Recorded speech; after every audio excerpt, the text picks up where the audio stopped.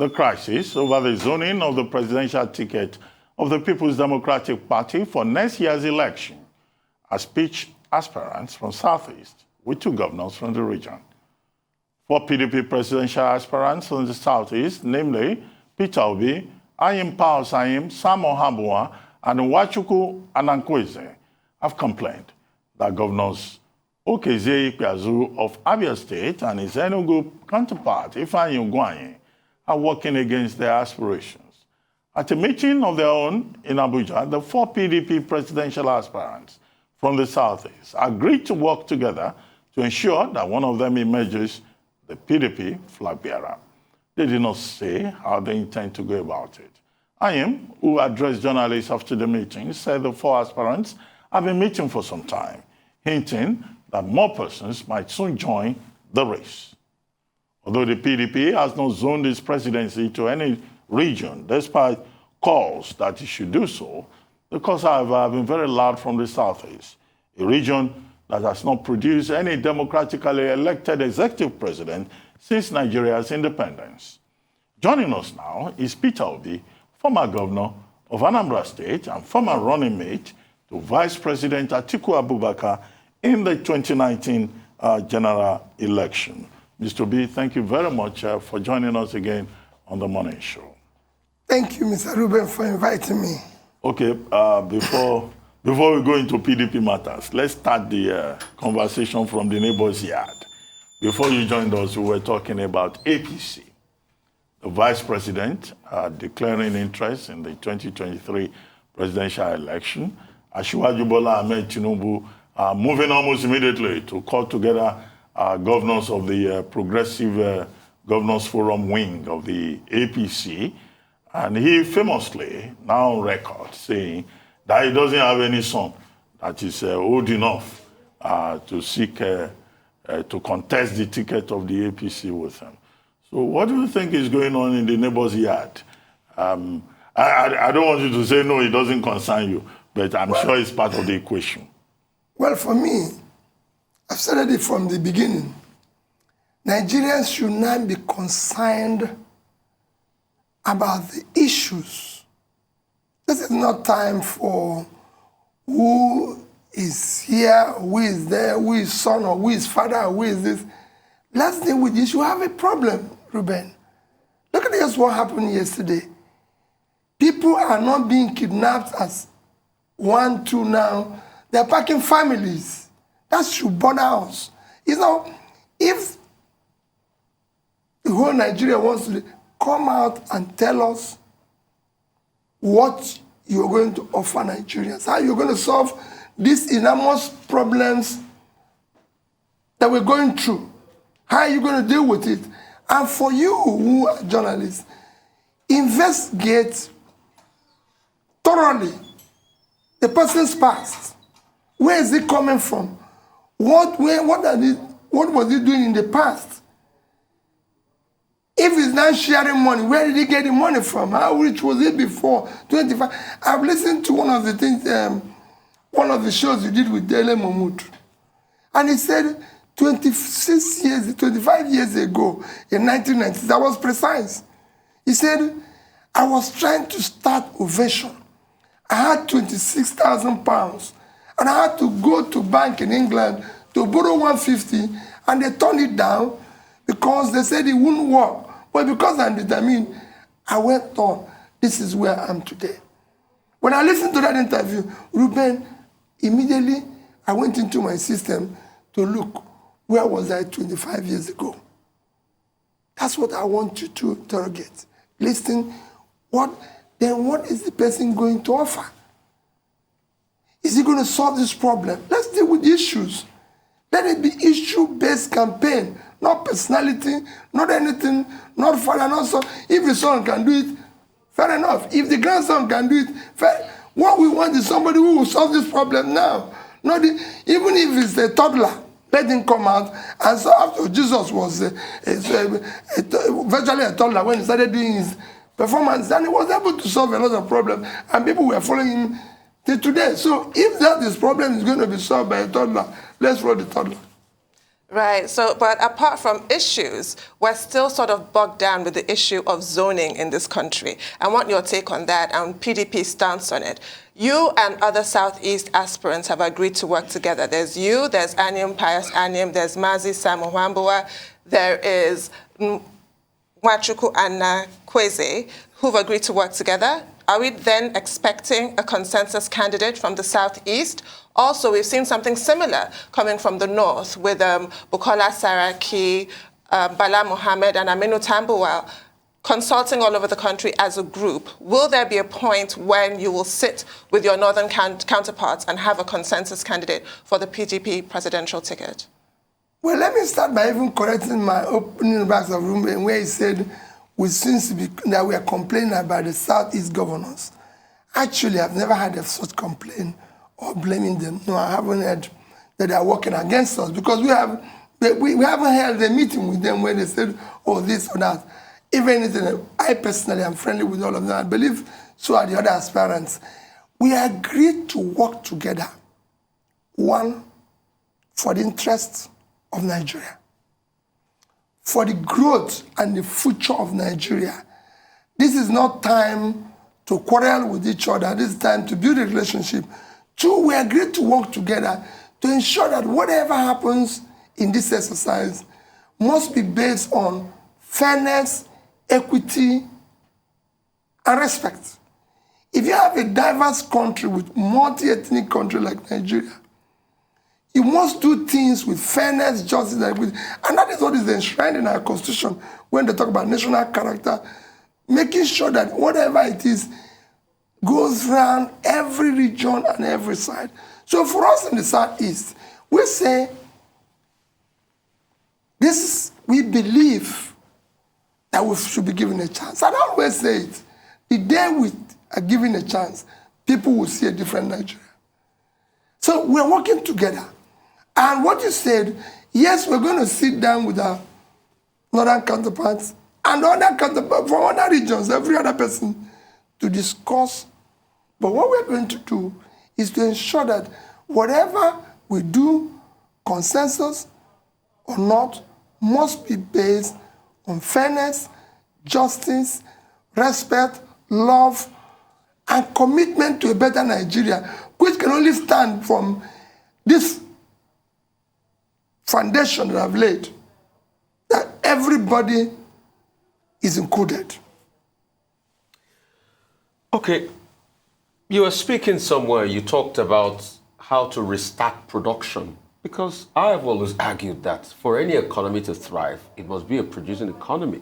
I was privileged to have a chance meeting with part of the team that did the exit impact assessment of the Michelin plant in Port Harcourt when it was about to shut down.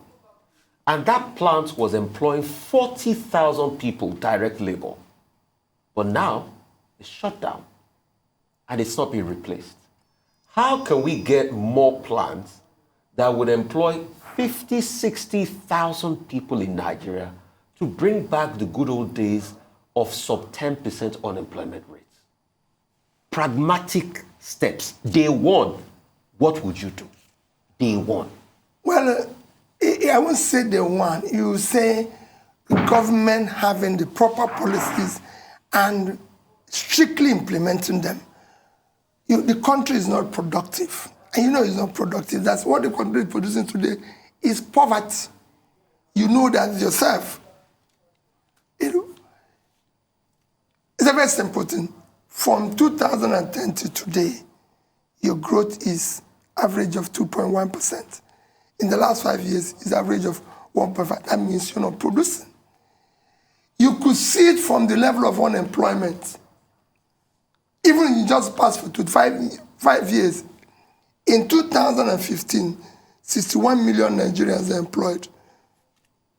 Today, it's only about 36. When the actual rate of percentage of people who are supposed to be working in Nigeria is 120 million, because you have 200 million population, 60% of your population is not supposed to be productive. So they're not producing. What are you going to do to do that, to kickstart that?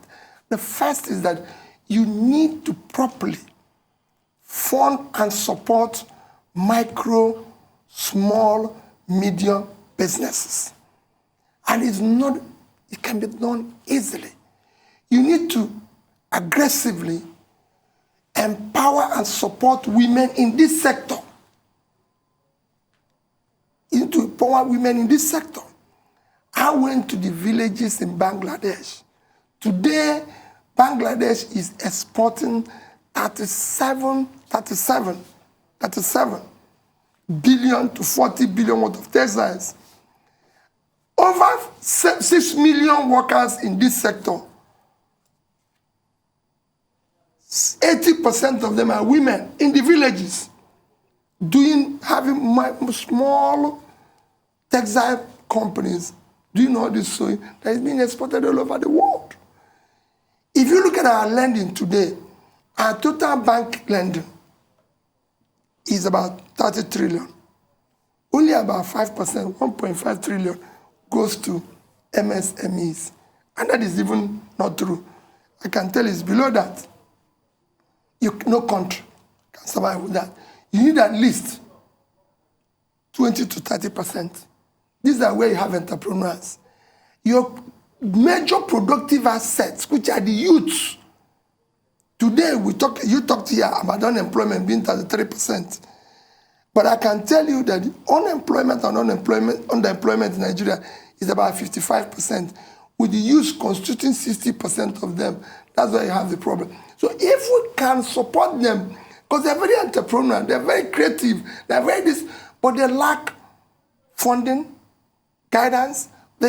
So you must design a proper way of funding this particular sector, which should not be less than 20-30% of our lendings today.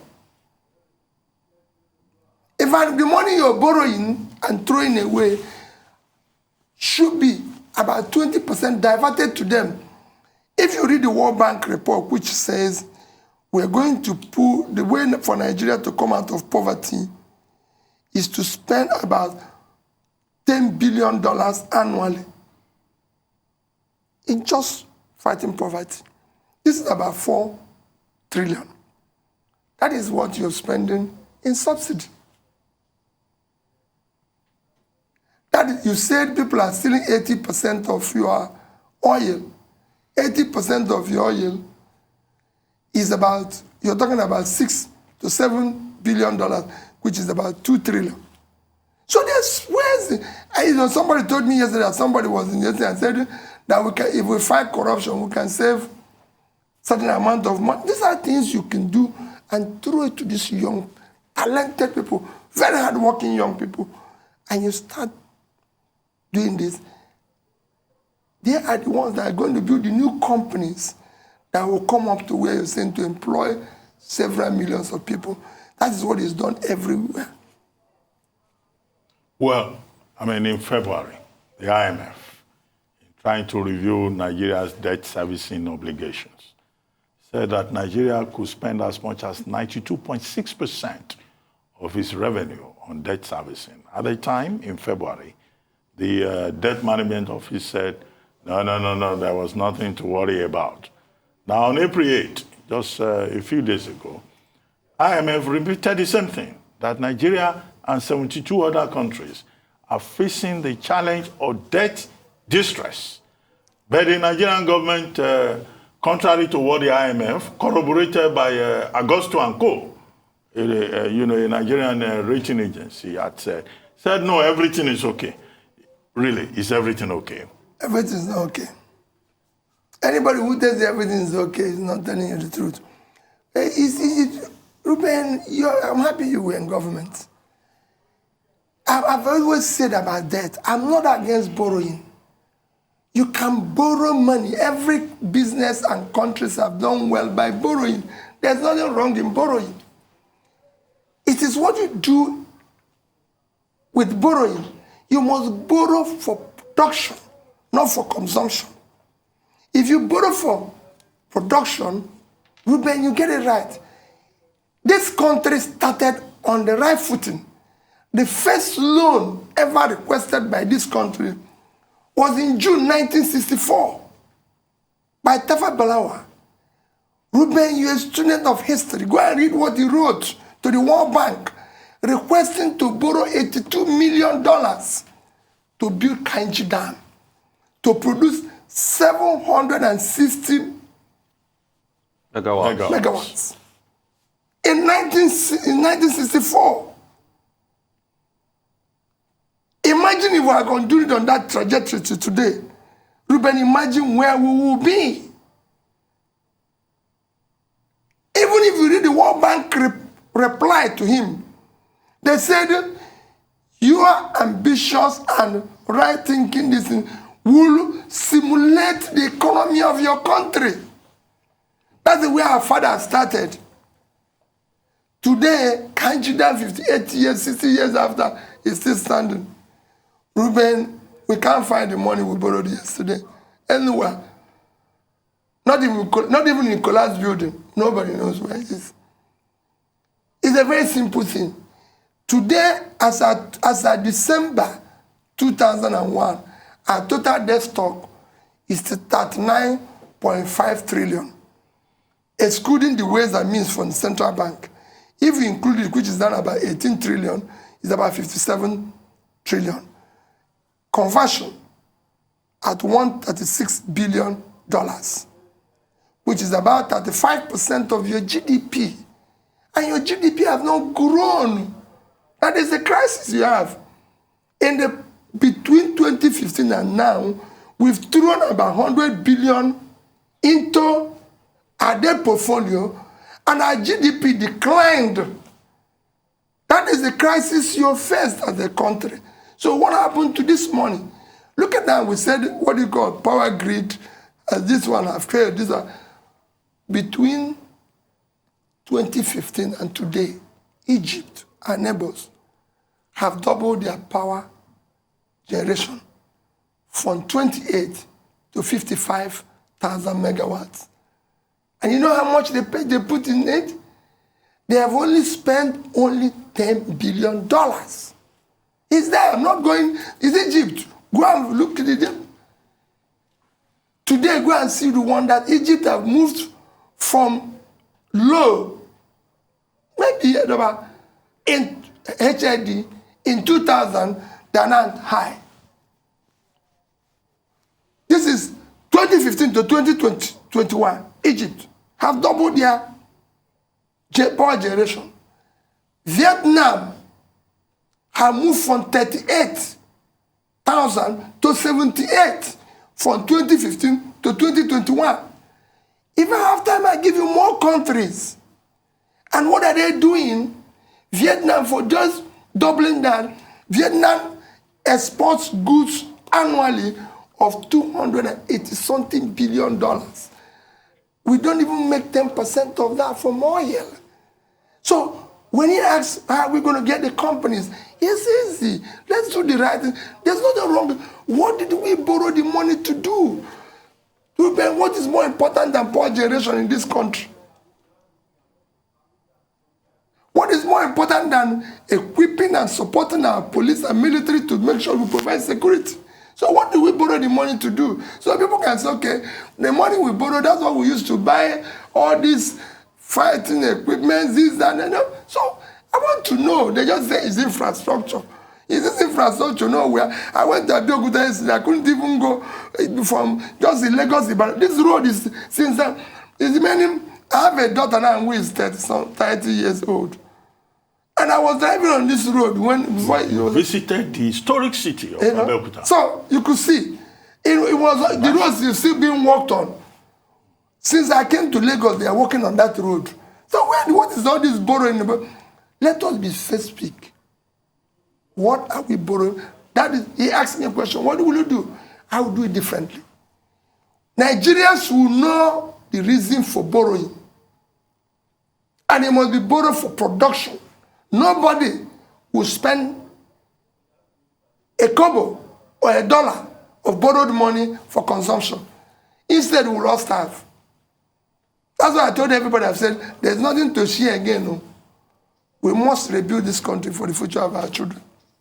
No, we certainly must. That brings me to the next issue of corruption, which has really been the bane of our existence. In spite of efforts that have been made by this government, it's one of their huge themes during their campaign, during their administration. We still linger at the bottom of the Corruption Perception Index. We got 24% as a score, where the 154th country out of 180. It's a disaster, quite frankly.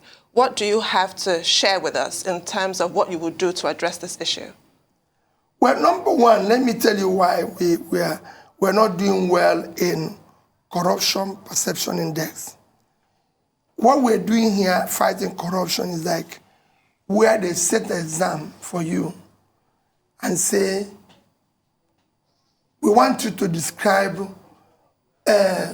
Obi. So instead of saying Obi is a boy, you're saying, Obi may be a girl, Obi may be, Corruption Perception Index is measured only in one item. One item. Management of public trust and resource. So it doesn't matter what Ruben does in his private life, but if we make him the governor of Ogun State, we want to know how he managed the trust and the resource of Ogun people, not how he lives his life. It doesn't matter whether he's has any other thing. So we need to check, we need to focus on people's management of our public trust, which is, we have elected you, you've agreed you're not going to take land, you've agreed you're going to do appointment in this way, there's the natural character in our constitution, are you respecting it, are you behaving, are you doing the right things according to the constitution? That is the trust. Are you managing our resources efficiently?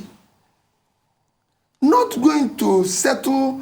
What you see here is that some of the agencies that are entrusted with this are even pursuing debtors. If I go to a bank and borrow money and I don't pay them, that is their business with me, because there must be basis on which they gave Ruben money.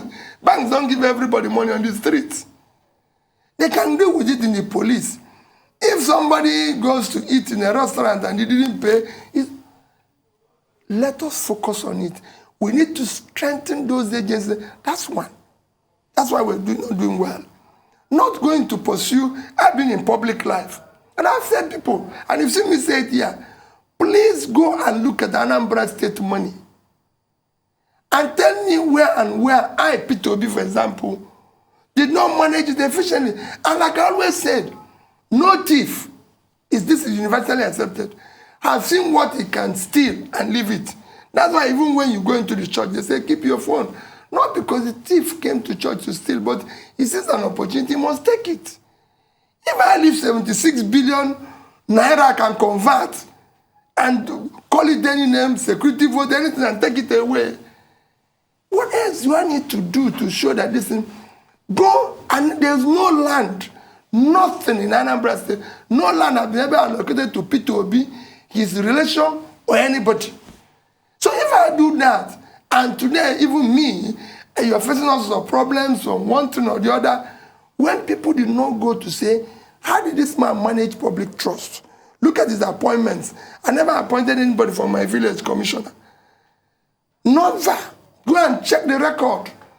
I said so. I abolished the office of First Lady because it was illegal, and I said, people should, there's nothing called First Lady. It was my wife.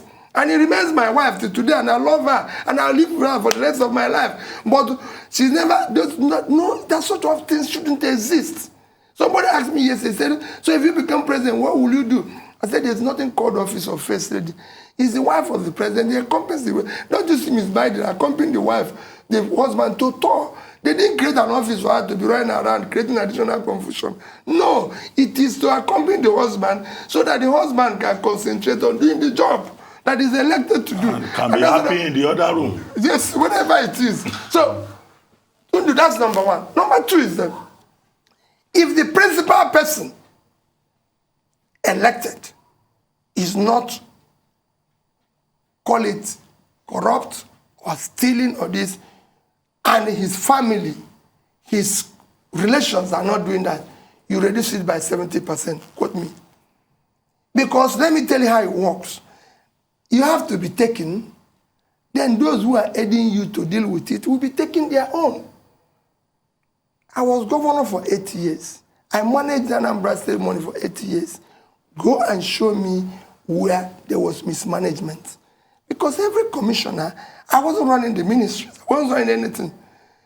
Let me give you one of the biggest quarrel I had with our education system. We used to have a situation where they give us money in Abuja from the supposedly body that deals with education. It comes to the state.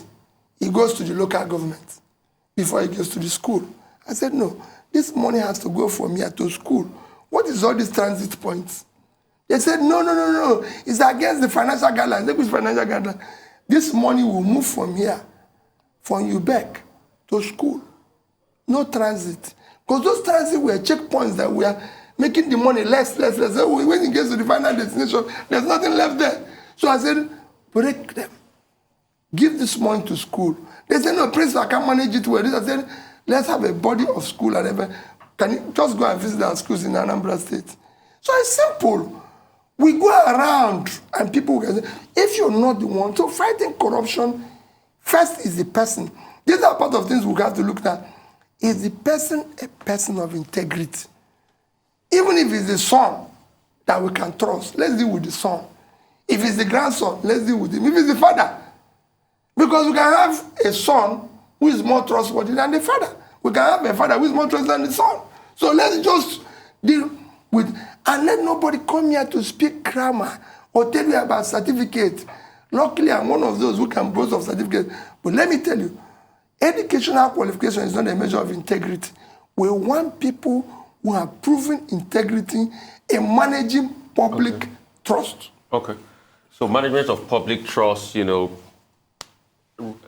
going to be a reward system. If you do anything bad, you get caught for it. That's how you're going to fight corruption. But I'll ask you two things. Number one, you said it 3 times here that you left 76 billion in the account. 75 billion. How did you feel when Governor Soludo said recently that the debt is 300 billion and the money there is less than 100 million, or by a little over 100 million? That's number one. How did you feel? Secondly, we've been talking about growth, spurring the economy and all of that. Can you tell me 3 quick things that you will do to be able to put Nigeria on the path of double-digit GDP growth? From 2010 to this time, we have been dying in terms of GDP growth. But Nigeria is a country with the capacity for double-digit GDP growth. The things you will do, practical steps at getting that. Thank you. First is, how do I feel when Governor Soludo said this? What is my own? How do I feel that Nigeria is where it is today, where World Bank said more and more people are being thrown into poverty? You feel a sense of pain, you feel a sense of this. But he then, of course, said, can we... No, but how do you feel? You left 75 billion, and now you are saying that somebody that you left 75 billion for incurred a debt of 300 billion. How will I feel? There's no way I can feel it. Well, there's nothing. At the end of the day, you've done your bit. You've moved on. You cannot, there's nothing you can do.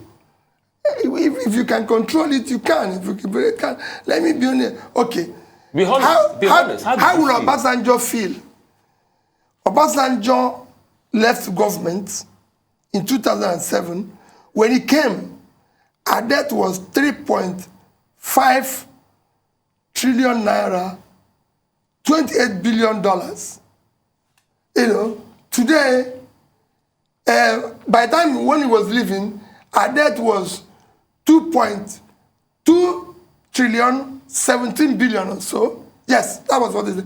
And then $2.1 billion. And then today, our debt is over $100 billion. What will he be feeling? He's still alive. So what is he going to do? He's going to kill himself. There's nothing you feel disappointed? Well, in your you can remember, whatever Nigerians feel is what I feel. But you were the one that put this person down. That's what a lot of people are saying. That so the so-called person you put down where you were living. It's not that I said now. It's not that I said Rufai. It's not that I said son, father, this. It's not time to discuss about son anyway, and father. can we make progress? But on the growth side, you said. Can we make progress? The only way for growth is to invest in human infrastructure. And how do you do that? From day one, we will start pulling people out of poverty. And I've shown you, support micro, small, medium businesses. It is the driver of economy everywhere in the world. In Indonesia, there's a clear ministry. I've traveled everywhere, devoted to this. Look at what they're doing with their young people. Drive that so they can start producing goods, start supporting their productivity. When I said the country is not productive, all the countries of the world, this sector produces at least 60% of their GDP and production. Whether it's China, whether it's Indonesia, whether it's Vietnam, whether it's Egypt. I've used China several times. People say, I say, okay, let's go to Bangladesh and see it. MSMEs in China today guarantees almost 65 to 70% of the jobs. China have 840 million people employed. So you can see it. I will put effort in this direction. I will put resources in this direction. And from day one, power.